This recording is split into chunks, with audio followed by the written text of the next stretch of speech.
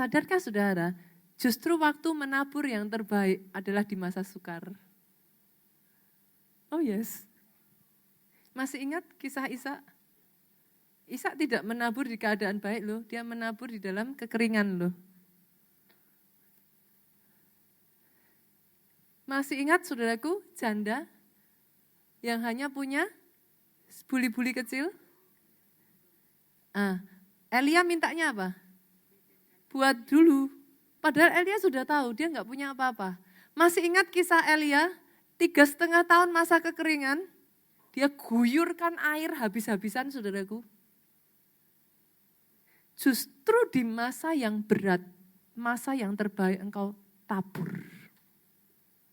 Dan itu berlaku untuk semuanya saudaraku. Suami istri, justru di dalam keadaan rumah tanggamu enggak baik-baik aja, itu masa yang terbaik engkau menabur sebanyak mungkin kasih. Make sense Bapak Ibu? Kenapa saudara? Karena Mazmur 126 ayat 5-6 ngomong seperti ini. Orang yang menabur dengan mencucurkan air mata akan menuai dengan bersorak-sorai. Saya tarik lagi nih ya. Menurut saudara, orang seperti apa yang sampai harus menabur dengan mencucurkan air mata? Kalau di tangan kita banyak Pak, nabur gampang Pak. Betul? Tapi kalau untuk makan aja susah, saudara tabur. Itu nangisnya lumayan, saudara.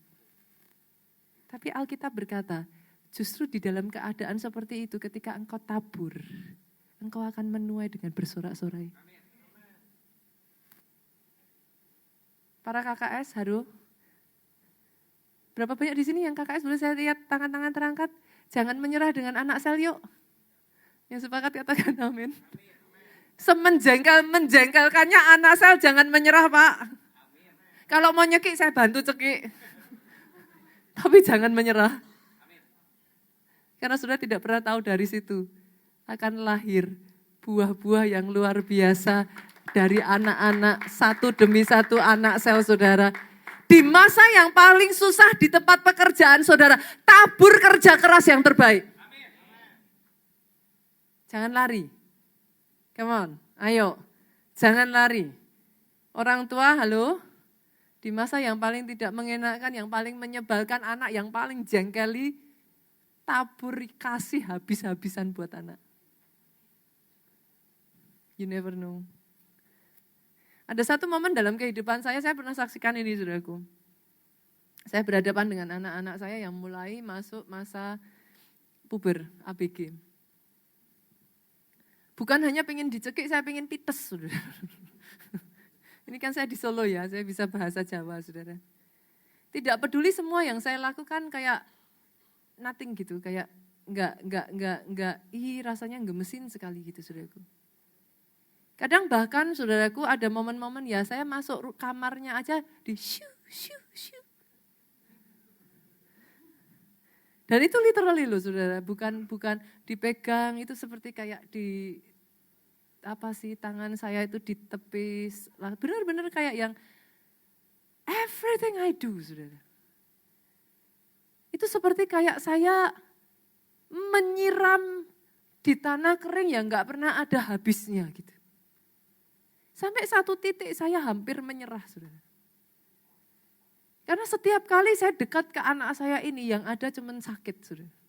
Hati saya luka. Saya hampir menyerah. Saya udah coba dari segala macam jalan Pak. But it seems like no way. Saya gak tahu apa yang saudara hadapi, I don't know. Masing-masing punya perjuangannya sendiri-sendiri. Tapi pada saat saya hampir menyerah, di situ saya datang di hadapan Tuhan, saya berseru sama Tuhan, saya nangis, saya ngomong, Tuhan, apa lagi yang harus saya lakukan? Sudah tahu apa yang dia katakan? Nita, barang siapa menabur, dia menuai. Tidak akan ada habis-habisnya musim menabur dan menuai.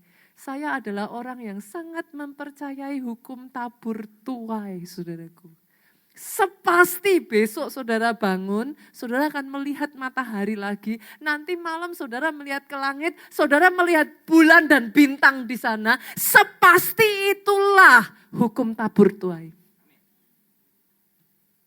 Saya teriak sama Tuhan, tapi Tuhan saya enggak lihat apa-apa. Terus taburkan hal yang baik, percaya padaku, tepat pada waktunya aku yang memberikan tuaian itu dalam hidupmu. Sekian waktu yang lalu saudaraku, anak saya ini menulis sebuah surat cinta ke saya. Dia ngomong sama saya, "Mami, thank you." Saya pernah berpikir, what do you mean thank you? Dia bilang, satu kali dia tidur saudaraku dan dia tuh seperti kayak bermimpi. Dia melihat dirinya itu di bawah terang. Sedangkan dia melihat dirinya yang lain itu di bawah kegelapan saudaraku. Satu sosok dirinya yang gelap, pahit, hancur. Tapi dia ngomong sama saya, even dengan aku yang seperti itu, because you do not give up on me. You keep on loving me no matter what. Engkau tidak menyerah. Karena mami terus memperjuangkan aku, tidak peduli seperti apa yang aku lakukan untuk mencoba menyakiti mami. Karena itu, now aku bisa ada di terang itu. Sejak itu anak saya berubah 180 derajat saudaraku. Saya benar-benar kayak orang-orang yang cukup mengenal anak saya ini semua mengatakan kepada saya, "Pastor, what happened?" Apa yang terjadi sama anaknya ini? Karena mereka semua sepakat ngomong, berubah total. Dan anak saya bercerita kepada saya, satu kali justru saudaraku, dia diminta konseling sama temennya. Dan dia bercerita, kalau bukan karena aku sudah menerima kasih yang begitu rupa, mungkin aku lihat keadaan temanku yang lebih baik, aku akan bitter dan membuat temanku hidupnya menderita. Tapi because aku menerima so much love, taburan yang begitu rupa, itu membuat aku bisa empathize. Aku bisa berempati kepada temanku, justru aku bisa menolong temanku. Hari ini saya berdoa saudaraku, di musim yang terberat dalam hidupmu, menaburlah. It can be anything.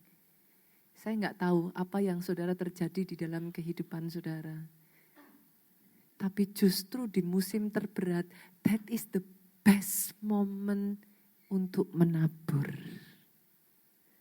Dan kalau boleh saudaraku saya tambahkan, sadarkah saudara ketika saudara menabur, apa yang kau taburkan bukan habis.